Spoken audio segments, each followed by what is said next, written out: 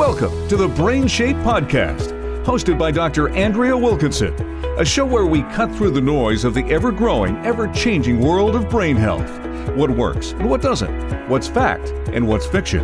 We look at tips, tools, and techniques backed up by real scientific studies to help you keep your brain healthy and hopefully have some fun along the way.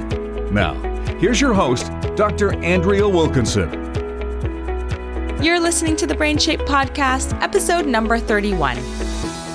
Last week, we covered part 1 of our 3-part series on the impact of lifestyle factors on the health of your brain, your cognition or mental functions, and the development of dementia.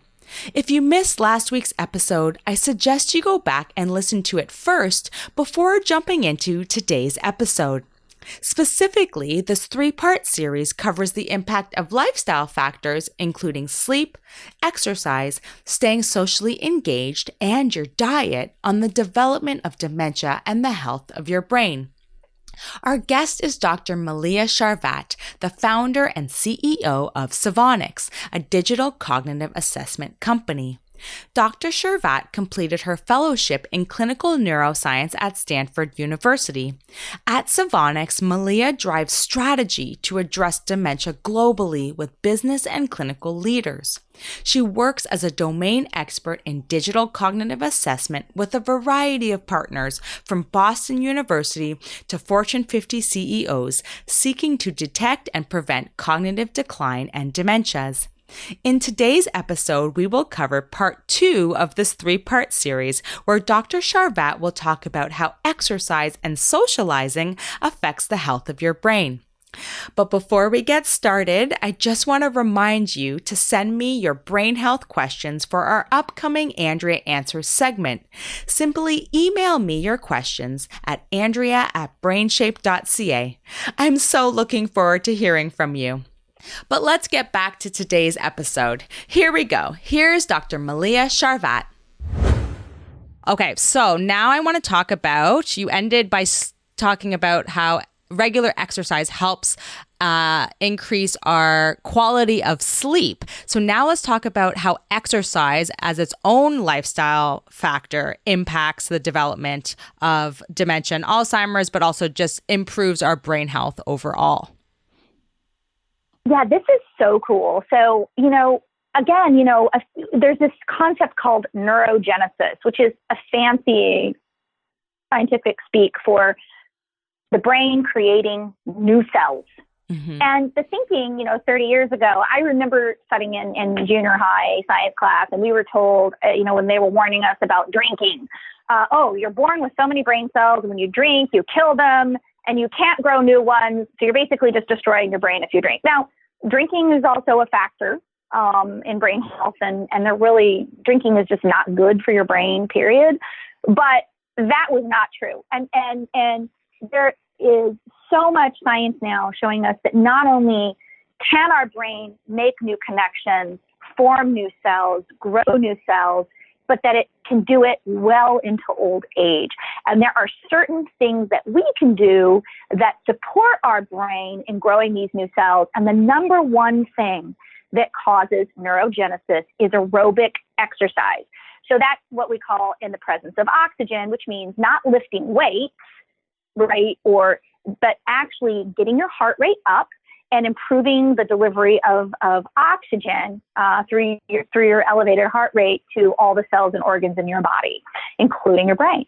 And so this is really important when we think about the ability to sustain healthy cognition late into life, is to move regularly every day. And it doesn't mean you have to go do a big workout at the gym if you're not into that.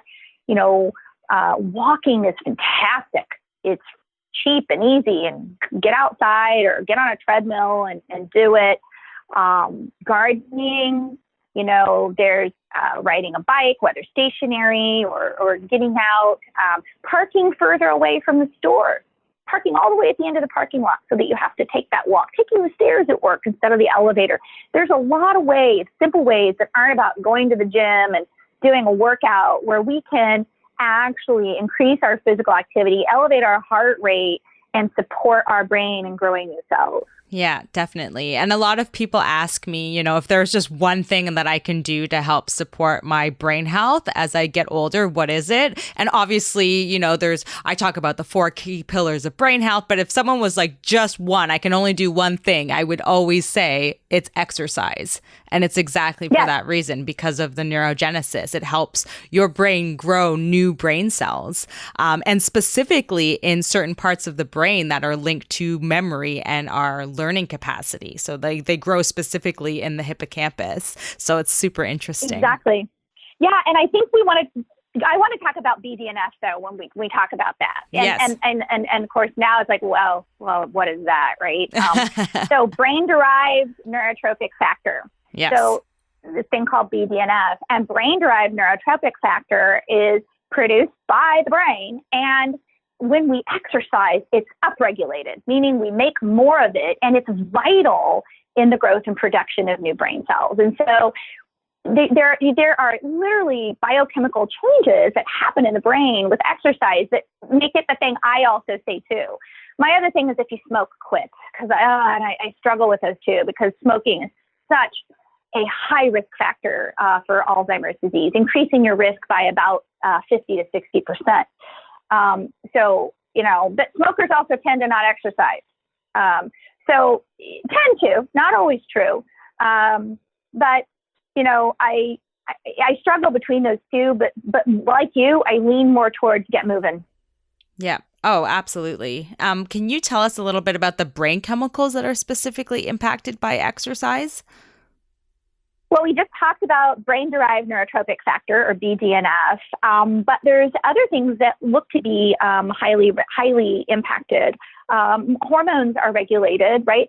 And so there's lots of different chemicals, for lack of again, I'm using the scientists that are setting their hair on fire, but I'm trying to keep this pretty simple. Lots of chemicals that impact the brain. There's neurotransmitters like norepinephrine and serotonin. Right? There are the catecholamines, right? We talk about things like adrenaline and cortisol, which are stress-related chemicals that affect the brain. And then there are also hormones, so things like estrogen and testosterone that affect the brain. But when we think about exercise, IGF-1 and DEGF are also upregulated and support neurogenesis in the brain, but also just mood and stress. So cortisol levels are briefly elevated by exercise. And this is, cortisol, think of it as like the stress hormone. Mm-hmm. But actually, regular exercise modulates or makes more steady our stress response, right? So we're less likely to have these massive surges of stress response when unexpected things happen in our life if we do regular cardiovascular exercise. It just makes our body physically better supported to handle stressful things when they happen. And you also see that people with regular exercise habits have upregulated serotonin, which we all know is associated with improved mood, positivity bias, and just kind of feeling better in general, and is implicated in disorders like anxiety and depression. And so, again, even when I was practicing, people would say, I have depression in my family. Should I take the pill? No, you should move every day. You should exercise every day, because you're not likely to sustain a major depressive disorder if you're exercising regularly. It has, and there's, again, study after study after study shows this. And so, and now that's intercorrelated with dementia, because people who have depression are at an increased risk for the development of Alzheimer's disease. These things, we go back to, it's all interrelated. Mm-hmm. Yeah, definitely. It's all interrelated. And I'm not even sure if, so I exercise quite regularly, and I am very acutely aware of the difference in my mental capacity when I'm exercising. So I literally just came off a few weeks of not exercising because I think my body was sort of overextended and it was aching, and I just needed to give it a little bit of a rest. But by the end of that 3-week period, I feel like it was like tangibly different. My mood, my mental clarity. And I just started exercising again this week, and my brain's back to being on fire, and I'm so thankful for that. So I feel like the difference for me is palpable. It is for me as well. I swim regularly, and I love swimming, and but I don't do it every day. And part of that is because part of neurogenesis and also muscle building is muscle strengthening actually happens during the recovery period, not during exercise, right? It's when you're not exercising that your muscles recover from sort of the damage that you do during exercise because you stress them. Mm-hmm. And then both your heart and your muscle, because your heart's a muscle, it is a muscle.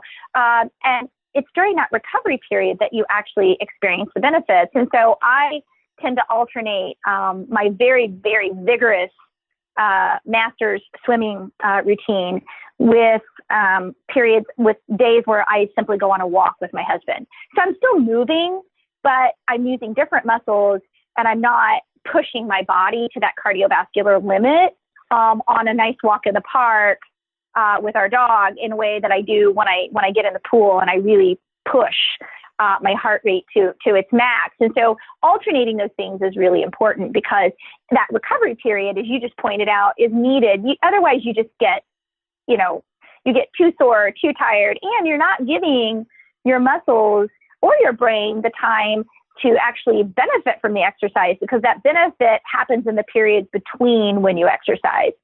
Do you have any recommendations on how much people should be exercising? Well, the standard recommendation is that you need to exercise to get the benefits around 150 minutes in a week, which comes out to about 30 minutes a day on average. Yeah. Yeah. And I always tell people, because I think it's hard to think, oh, did I reach this 150-minute mark? My sort of fundamental rule is just move your body every day in some way. And that's easy to remember. Yep. Did I move today? Yes or no? And if you didn't, then get out there and go for a walk at the very least. Do you have any recommendations on the type of workout? Does that matter for our brain health? There's different benefits that are derived from different things. There's a lot of information that says getting out and walking in nature has benefits beyond walking on a treadmill. But if you don't have ready access to getting out and walking in nature, then get on the treadmill. There is evidence that shows that swimming exercise has some benefit over land-based exercise for certain kinds of things. So, for instance, in animal studies that looked at swimming versus, say, animals that ran on a treadmill, the rats that swam had increased neurogenesis in the subventricular zone of their brain, and they had also increased levels of nerve growth factor, and the olfactory bulb also increased, which is important for rats because they actually learn about the world through smell, like dogs, not through vision, like us. And so, there's all this evidence about different, and running gives you the endorphins, and which you don't get when you swim at the same level. I come back to do something, just move. And if getting out in your garden makes you happy and you love it and you're more likely to do it every day than swimming, then who cares about this study in rats, right? Yeah. I looked that up because I wanted to understand this thing that I've chosen. Does it tick any buttons or do anything for me? I mean, is it like really making a difference? Right. But I bet you money you could go find studies that show that gardening, because of, maybe the meditative effects of it, or just you enjoy it, or digging in the earth, probably has a benefit that swimming doesn't have. So just pick something that you love and do it. Exactly. And that's sort of the fundamental piece, is that you love it, because the key is that you need to do it regularly. So you have to enjoy it. So I'm wondering if we could move on to lifestyle factor number 3 that impacts the development of dementia, which is socializing. So what role does healthy social interactions play in maintaining a healthy brain and reducing our risk of developing dementia? Yeah, this one I always find so fascinating. And if you think about it, it makes sense, because humans are social animals. We aren't built, we didn't evolve to be isolated, right? We actually are a very social species. And there is a ton of research that that connects daily social interactions. And I always like to say the face-to-face kind, not the Facebook kind. So you actually need to be in person with right. people. Yeah. To increase performance on cognitive tests. So for things even like memory and emotion regulation, attention. And so when we look at this, what we see is that people who engage in regular social interaction with other humans, where they interact in person with other humans, just living with someone doesn't do it. You actually have to, talk and interact. Experience less loss in attention. They're more empathic. And people that are denied these things are worse at tasks like emotion recognition and regulation, so things like impulse control and even memory tasks. So when we talk about a social interaction, it's interesting to see, I think we just do this so intuitively. Humans, you and I are doing it now. I mean, we're having conversation, we're interacting. But what is happening in our brains as you and I talk? Well, we're listening and taking in new information from one another. So we're learning, right? And our hippocampus is laying down, right? New information as you and I talk. We're assigning a meaning to this information.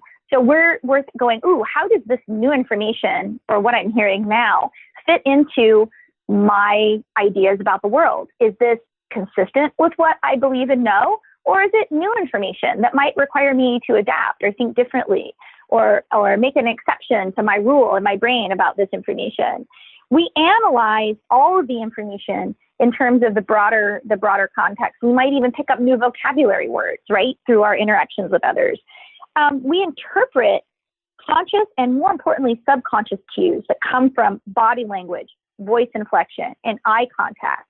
In fact, studies have shown that 93% of the meaning we assign to what a person says comes not from the words they say, but from their body language and these other variables like the amount of eye contact they make and their tone and pace and prosody when they speak.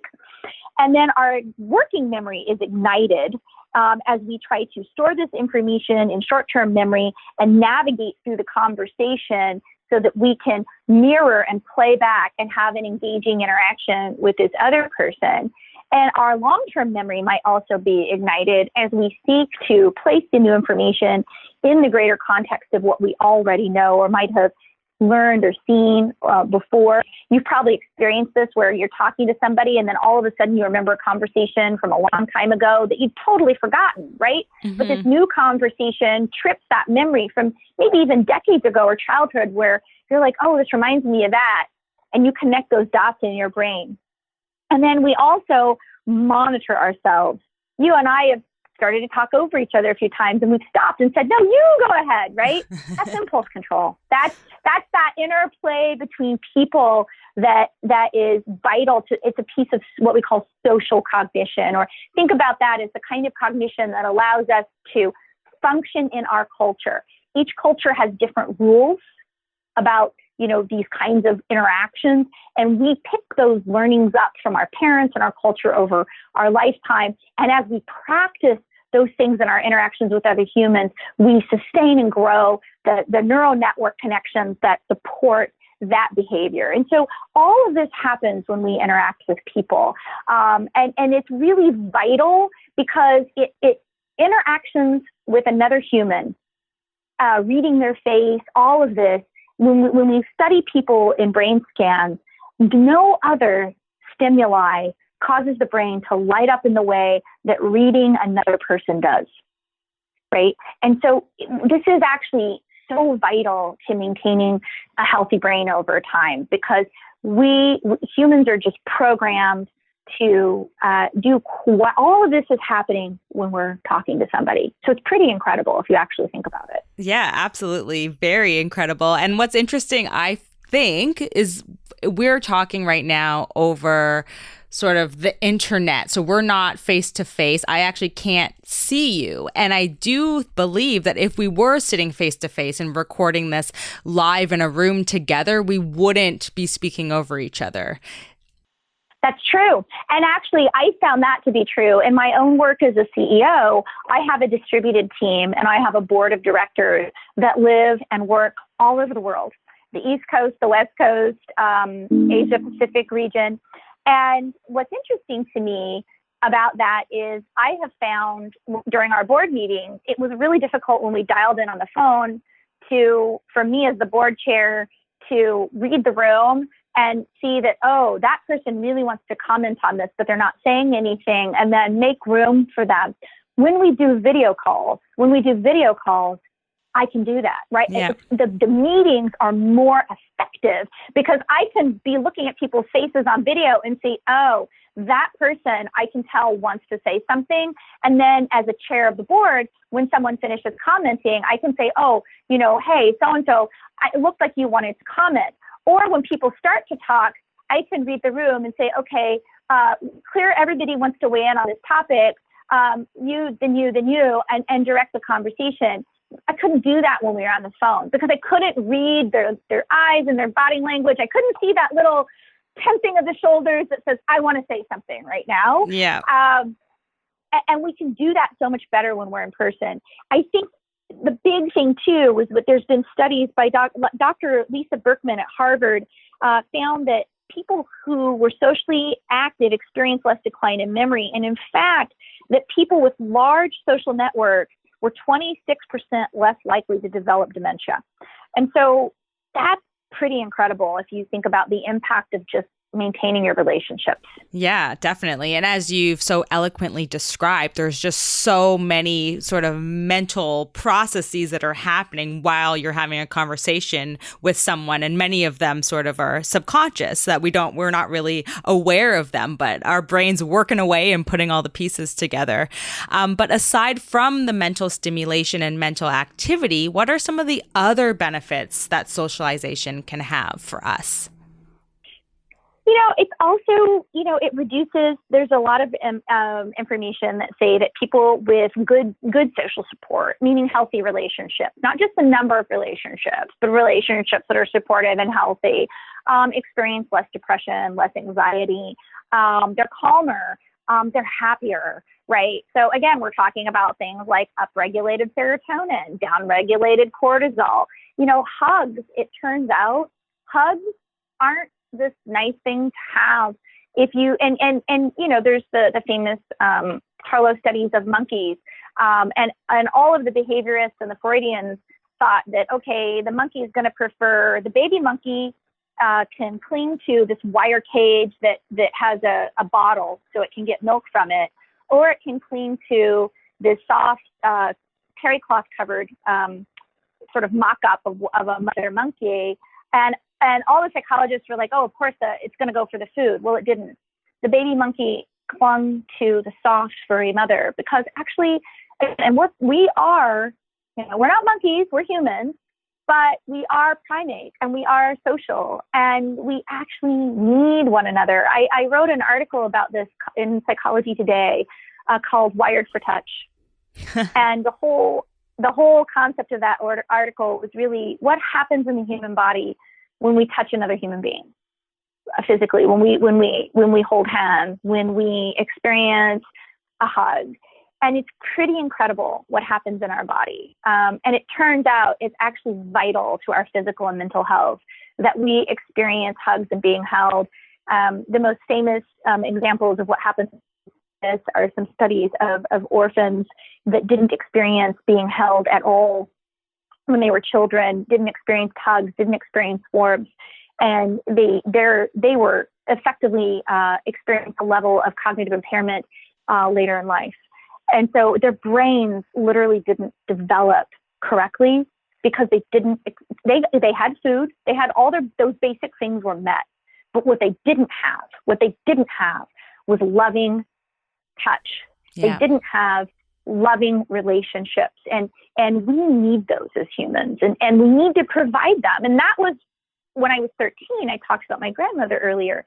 I think that was what I was seeing happen to those people left alone in that nursing home, was that they were literally shriveling and dying, not because of lack of nutrition or lack of medicine, but because, for lack of a better way of saying it, lack of love. Yeah, that is for sure. When I first started studying gerontology, which is the study of aging as a young undergraduate student, that was the reason that I got so interested in the older adult population, because one of the very first sort of educational placements that I had to do was in a long-term care facility, or what you might call a nursing home in the United States. And it was these people just left in hallways, and no one was talking to them and no one was interacting with them. And the general assumption was just, well, they don't really know what's going on because they have mid to late stage dementia. They're very severely cognitively impaired. So they won't remember what's happening, and they won't recall that they've been left in the hallway. So it doesn't matter. And if you talk to them, it doesn't matter either, because they won't remember the conversation. And that just completely broke my heart, because it wasn't about, can they recall this conversation in an hour? It's just about, in this moment, does someone feel connection and heard, even if, the discussion is not meaningful in the next day or in a few hours in the future. It's just about having that meaningful connection with someone in the moment. And that really is what drove my interest in the older adult population, was seeing these long-term care facilities and the residents that I felt were not being cared for. All the basic needs were being taken care of, but not the emotional needs that we are fundamental to our human existence. You and I had very similar experiences. And then when people say those things to me, and I've had people say, well, like some of the same justifications, what I ask them to do is, okay, you're going to be old one day. Mm-hmm. Do you think it would matter to you? Yeah. And, I think it's very important for people to, think about, and sometimes perspective take in a way where they can go, wait a minute, yeah, actually that would matter to me. Of course it would matter to me. Do I want to be left alone in a wheelchair in a hallway with the assumption that I no longer am worthy of human interaction, which is the assumption there? And to me, this is a medical ethics question, dare I say a moral question, about how we're going to handle aging in a society where, for the first time in history, more people are over the age of 65 than under the age of 5. And this is something I think that's really core to who we are, is how do we treat the most vulnerable members of our society? Mm-hmm. Yeah, definitely.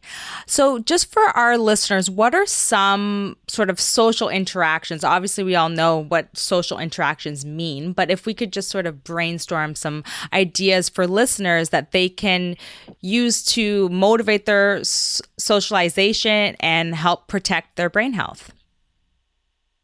There's lots of things. Sharing meals with other people, family and friends, having phone conversations if you can't get together in person, being part of groups like bridge groups, card games, attending community lectures, going on walks, talking to your neighborhood, your neighbors in the neighborhood.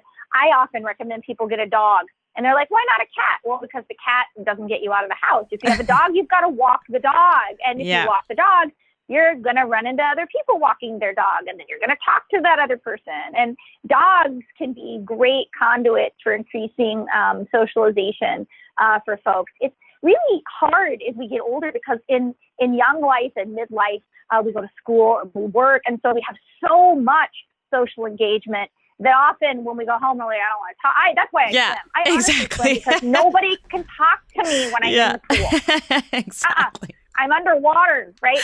Yeah. But then I look at, I'm there swimming my laps quietly with my earplugs in. And there's this incredible water aerobics class that happens 3 days a week at the university facility where I exercise. And everybody in that class is like over 70, over 80. One of the members just passed away. She was 92.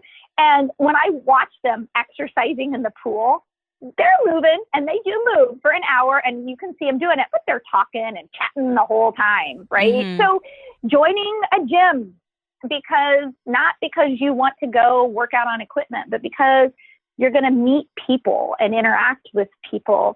Volunteering.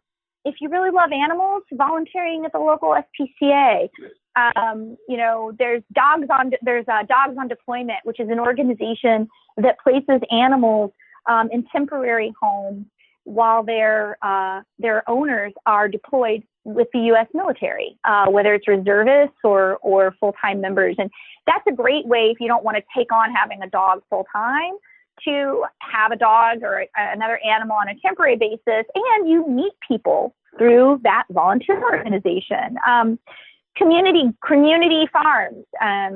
There's a lot of times we have a beautiful community farming system here in San Francisco where I live, and the Alamany farm is a community farm that needs volunteers every day of the week, and they produce fresh produce and vegetables for communities where they have food deserts. So they don't have stores. There's stores that sell a lot of processed food, but not fresh food. And so they create these community agriculture boxes that they give away for free to families who need that. And there's opportunities to volunteer. That's something here. Clubs, Tai Chi, dancing, book clubs, gardening clubs, walking groups. The internet, Craigslist is in almost every city in the United States. And if you go on there, there's groups and activities for just about anything you would want to do. Bird watching groups. And, it's really incredible. But you have to, step outside yourself. Yeah. Maybe and make some new friends and experience things. And, from my mom, who's 81 and lives in a small town where I grew up, her church provides a lot for her, right? Community. So, and if you're not a church goer, because not everybody is, what are other groups in your community? Groups that get together and maybe clean up litter, that plant trees, but whatever it is, find something that's meaningful to you. Take something you're interested in, right, and turn it into something to do. One of my aunts at one point, she hadn't gotten a college degree. And when she was older, she called up the local university and started auditing classes. Oh, wow. Right? And so now, yeah. And so now she wasn't getting a degree. She wasn't paying, but and they said yes. And so she got to go and sit in all these classes and learn about things that interested her. But at the same time, she met all these young people, right? And the professors, and it really expanded her world. And I think it's just get creative and think about what you can do that would support being more social and being engaged. And I went on one of my walks this morning with my husband, and we go through the Presidio, which is a beautiful park in San Francisco. And every morning there's this group of people doing Tai Chi, and they're exercising, but they're also talking. We've spoken to them a few times, and after they do the Tai Chi, they all go to coffee together. It's fantastic. So whatever it is, and they must all be over 80. I mean, seriously, and I just love seeing them out there. There's also this group of women that get together in the park and dance. They play music and they just dance together for an hour, and they are so fun. I call them my dancing ladies because I see them so many times, and they're so fun. And so many great suggestions. Seeing my dancing ladies. Because there's so much to do. Sorry, I could go on and on. Yeah, no, exactly. I love it.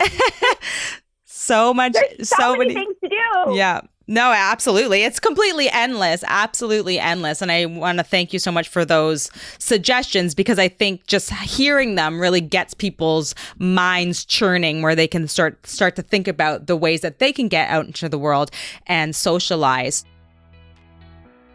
To learn more about Dr. Mylea Charvat and Savonix, you can visit their website at www.savonix.com.